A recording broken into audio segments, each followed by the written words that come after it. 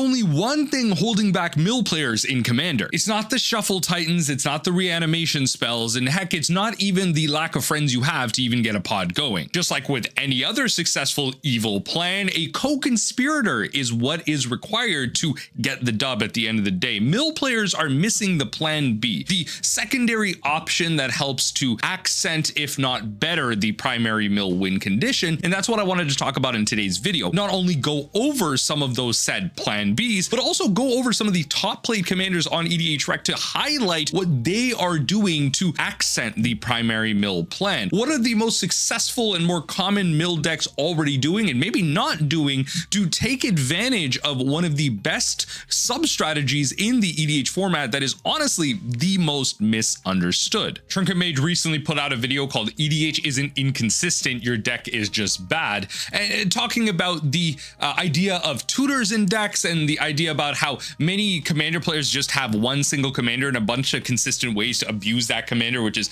essentially just like a free tutor the whole time. You've just built your deck around one card. But regardless, the semantics of the video got me to think about the idea of mill and why mill decks are seen as bad, or maybe some of them are seen as inconsistent. And also paired along with the fact that I recently got a Twitter DM to take a look at someone's mill deck, and I said, hey, look, I can't go through the whole thing. I can provide you some general pointers. I can't find replacement cards. That's for you. You know, you're asking me to do something for free that many people do paid. Okay, like I can't do EDH deck reviews unless y'all want to see that in the comment section down below, because I kind of want to start expanding, not just like, so it's not just the commander content on the channel, but also specifically going into the whole mill thing, because I think a lot of people don't realize how to actually play mill and properly in commander because their deck is inconsistent without the plan B. That Twitter DM that I got was with a Wise Mothman deck that was hyper unfocused. And I think the Wise Mothman actually does this in such a good way where it gives people 3 to 4 different plans that you could really go with alongside the mill plan. And that's where people get confused. Like, what should they actually do? What should they build around? And it just goes to show you, with the amount of cards in the commander format, it gets really confusing to optimize a singular plan because there's so many ways to do so. And there's so many plans that can actually accent 2 to 3 other plans. So how do you focus in on said plan? Thank you, Trinket Mage, for kind of helping me pop this idea. But really, why do people hate mill so much in EDH? It's really just a psychological thing, but sometimes the players themselves, the ones piloting mill, can be very frustrated with it because a lot of people are targeting them when they sit down to play a game. When you pop Bruvac out as your commander before the game even starts, before you even start shuffling, a lot of people can be pretty frustrated with how the game might actually end up playing out. And how you mitigate that is maybe potentially showing them, again, that secondary plan and showcasing how it's not just milling. It's, you don't just come to the table ready because a bunch of people at your LGS play mill. They will then be able to adapt with hopefully some tips from this video. So if you take a look at the modern metagame, I think this is a good way to analyze this.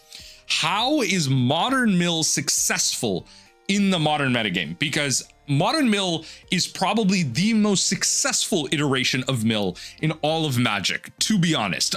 There are other versions. You could think of something like Legacy Painter. You could think of other decks that, like, you know, like Helm combo with Leyline of the Void that are technically mill as well, but largely are seen as combo-esque strategies. And that's not to say you can't mill with mill combo in Commander, but when it comes to the modern format in a 1v1 constructed environment, you have something that no other mill deck in any other format can really do efficiently. And before I head into it, mill is successful in this format because you can take a look at results and find that, you know, especially if you go into the view more and hop into the mill here, if we kind of pop into a new tab, Dimir Mill is doing really well in a lot of top events. If we pop down here, Zeriak especially, you know, 3rd place, 1st place here. Plenty of people are topping challenges when they get the time to do this. Not only to mention the GOAT himself, Tybalt to the Red Sub, recently having computer problems to even get there. But regardless, what mill can do in this modern metagame is provide an answer to the quality decks of the format. The idea being quantity versus quality. The quality decks are ones that rely on 1 to 2 few cards to go about their primary win condition. And so you're thinking of combo decks. Think of something like the mono blue Belcher deck. largely, if you surgical the Belcher, you should be able to just win the game from there. The deck has a lot of consistency to find and protect the Belcher, but once that Belcher is gone, the plan B isn't as strong. You could then, in the opposite, think of something like a quantity deck. So again, as I mentioned, you have the kind of blue Belcher deck here. A quantity deck would be something like Boros Energy, where you have a high density of threats and combinations of cards that go about a win condition. You have a lot of things that can come together to win a game, and that is where Mill can struggle, because where Mill wins is sometimes randomly milling over a win condition and then casting something like casting something like Surgical Extraction to then win the game. Surgical Extraction, one of the most powerful cards that it exists in Magic, and really Mill is the only deck that can actually use this properly. The only deck, in my opinion, in Magic's history, in any Magic format, Surgical Extraction is the only deck that can use this. Mill is the only deck that can use Surgical properly, because it's then able to surgically extract and exile all of said win condition. But you can't do that when it comes to other strategies that have a quantity of high quality cards. Think of something like Affinity, think of something like Murktide, multiple threats in a deck. And so when you compare this to Commander, many decks are just quality decks. They have a high density of cards that work together in synergy. A lot of people have different worse or better versions of their commander, and so they don't just need their commander to win the game. Some decks are combo decks, but they have redundancy because you have 99 cards alongside your one commander to be able to protect the one combo you're going for, the two combos you're going for, or the billion synergies that you can kind of amass in between. So all commander decks on average, I shouldn't say, that's a weird statement. Most commander decks on average are high quantity decks. So Mill as a baseline is going to struggle in comparison. Where you see it succeeding in its most successful form in Modern is by attacking quality decks and finding options for the quantity decks. But here in Commander, you are just going to have to try and beat the quantity decks. So with that in mind, how do we do that? We look at a secondary plan. So if you look at the top Mill commanders right now, we have, I think, for the three that I primarily want to look at are Finax, the Wise Mothman, and Captain Nagrathod. The other ones have some interesting options. Some of them aren't really like Mill in the traditional sense, but we'll go through them regardless, right? So first one, Captain Nagrathod.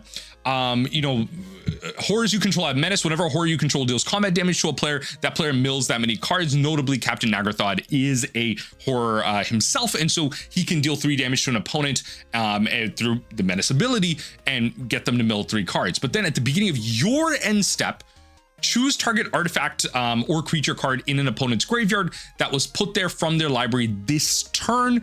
Put it onto the battlefield under your control. Now, notably, this says your end step and then this turn. So the only time you are triggering Nagrathod is going to be on your turn, whether it be taking infinite turns, which is one interesting way to do this, or by just kind of abusing end step triggers or doubling triggers. You're thinking of something like a Y'shtola or something like a Strionic Resonator, which doubles triggers.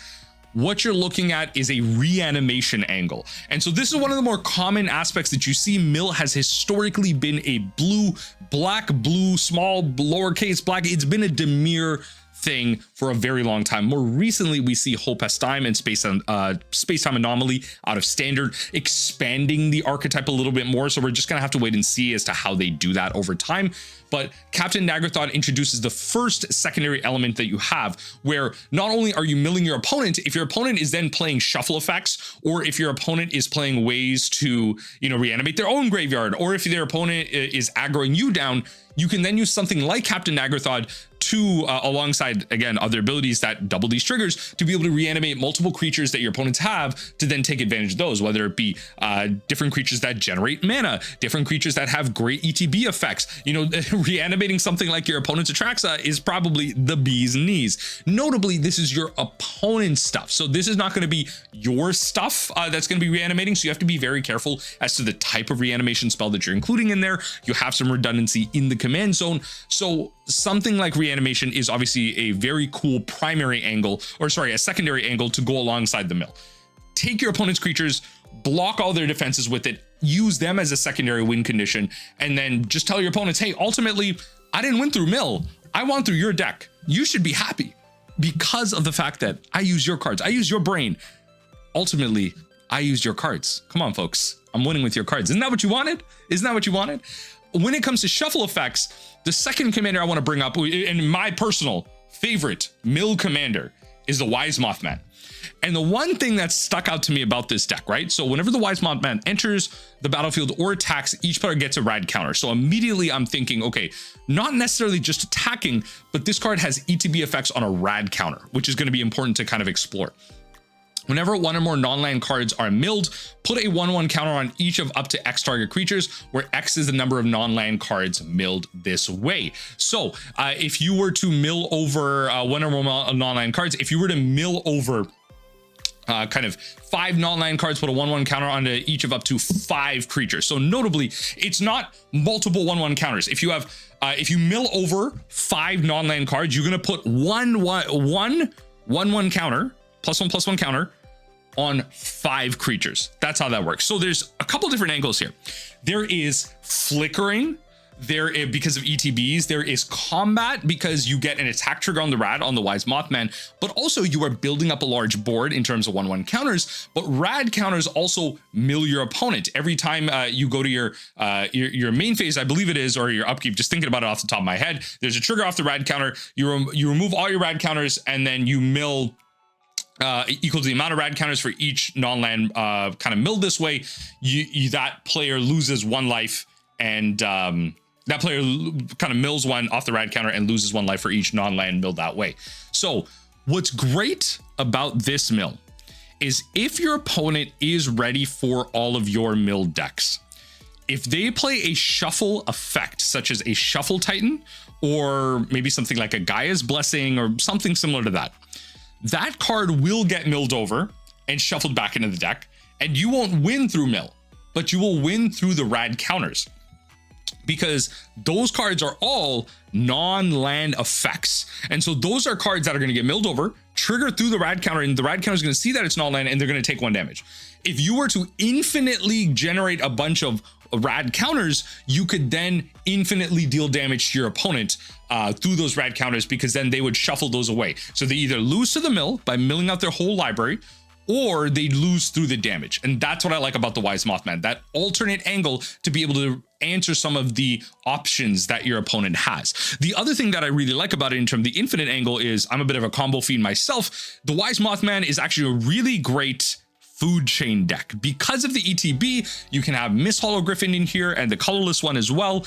You can then generate infinite mana through your food chain, infinitely sack and play your Wise Mothman. That will generate an infinite amount of rad counters, and then you can kind of win from there. Again, combo angle, you have the ETBs, you have the food chain aspect, and you have the ability to answer shuffle effects from your opponent. So not only do you get to mill out your opponent to do the rad damage, but you have the alternate aspect of the damage, the 1/1 counters, whichever one you want to build into. And that Wise Mothman Twitter DM was kind of going into all different aspects. They were playing cards that milled, cards that generated 1/1 counters, cards that reanimated, but then some of those reanimation spells were only for themselves. Like, they were actually playing Sidisi Brood Tyrant in their Wise Mothman deck, but I'm like, that doesn't make any sense, because you're playing cards like Brewvac and Ruin Crab. Ruin Crab and Brewvac only mill your opponent. So why would you play Sidisi? Because Sidisi says whenever 1 or more creatures are put to a graveyard from your library, those cards are specifically not milling it. So you have a bunch of cards that don't actually synergize with each other. You're trying to do everything. You're trying to have your cake and eat it too.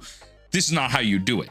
And so this is where you need to hyper focus, and going back to the Trinket Mages video, focus in on 1 to 2 plans. And really, when it comes to mill, you almost always need to just focus in on 2 plans, the mill plan and a secondary plan. So Nagathod going on reanimation, the Wise Mothman providing you rad counters and some combo angles. Sidisi and Myco Tyrant are a little bit different. They're self-milled decks. They are technically mill decks, but they are reanimation. They are kind of go wide when you think about the Micro Tyrant, but again, they are self-milled decks. They are value-oriented decks. There might be shuffle effects in here, like Sidisi the Brood Tyrant, to be able to shuffle your stuff back in, but also it's going to be a little bit harder to deal with graveyard hate here, because you're all reliant on yourself here. When it comes to a mill deck, if they have something like Rest in Peace, sure, you do lose out on some of your abilities, but at the end of the day, their library is short. But when you're playing something like Sidisi, you may not necessarily be kind of working against your opponent. There are obviously ways in Sidisi to be able to build out a mill deck that kind of hits your opponent, but largely these 2 decks are not that type of mill. I'm going to skip over the Mind Skinner for a second, although it does actually really highlight my point really well. But Phoenix, God of Deception, is one of the oldest, most popular mill commanders out there. From the original Theros, it says, as long as your devotion to blue and black are less than 7, Phoenix isn't a creature, but it comes down as an enchantment with this kind of world enchantment ability that says creatures you control have tapped target player, puts the top X cards of their library into their graveyard, where X is the number of is the creature's toughness. So you have ideally a bunch of cards in your deck that are giant butts. So immediately you're playing walls, you're thinking of cards with defender, just again, cards with large toughnesses that you are going to be able to tap through the Phoenix ability. Now, with that Phoenix ability, you are then going to be able to target individual players. So you're not going to be able to get around like hexproof effects. You know, think of artifacts that give you hexproof, or like archetype of endurance and stuff like that. Cards that provide that player protection, you're not going to be getting around, you know, the One Ring especially. But you are going to be able to play this kind of defensive angle, this really cool angle where you don't necessarily need to be dealing damage or, you know, kind of playing any type of reanimation angle. You could be milling in large chunks through something like your kind of board. And the power with that is that all of your stuff is on board, which again can be weak to something like board wipes, but then you can then free up some of the options you have in the rest of your deck to not have to play stuff like Glimpse the Unthinkable or something like Hedron Crab. You can then instead play a hard control package to be able to protect your board, tutor for different combo pieces. You know, think of something like Eater of the Dead that nearly goes infinite with something like Phoenix, God of Deception. This is a deck that highly relies on the commander, so protecting the commander, making sure that it resolves, it doesn't get removed, all this stuff is going to be very important. So you could play a hard control package, play a couple of big butt creatures, and then go off with something like Phoenix and ultimately find yourself the dub. That secondary plan of being able to play almost a Dimir control deck to play around your commander and then just kind of mill out in large chunks creatures with big bucks. You're thinking 05s, 07s, 010s, whatever it is. Those are kind of free glimpses. And then if you start playing untap effects, dramatic reversals, then you're really pod racing at that point, right? The last one that I want to highlight is going to be something like the Mind Skinner. Mind Skinner says it can't be blocked. It's blue, blue, blue. For a 10-1, it says if a source you control would deal damage to an opponent, prevent that damage, and each opponent mills that many cards. Folks, this is insane. The Mind Skinner is one of the coolest milled commanders, and it's definitely a deck built around the commander, but it's mono blue burn. It really is mono blue burn. So what you're going to do is you're going to take all your mono blue burn cards. There are mono blue burn cards, by the way. There are cards that literally say 1 blue or 2 blue, blue and 1, deal some amount of damage to your opponent. That is actually a thing. And it's a thing that has gone phased out over time, but existed in old Magic. But you can also play colorless effects as well. Think of infinitely putting a bunch of damage, a bunch of counters into something like a Walking Ballista. It says if a source you control would deal damage, not just combat damage to an opponent, one opponent, prevent that damage and each opponent mills that many cards. Folks, if you made an infinitely large Walking Ballista, that Walking Ballista deals 1 damage to an opponent. With the Mind Skinner out, you prevent that damage, and then each opponent mills 1 card instead of just 1 player.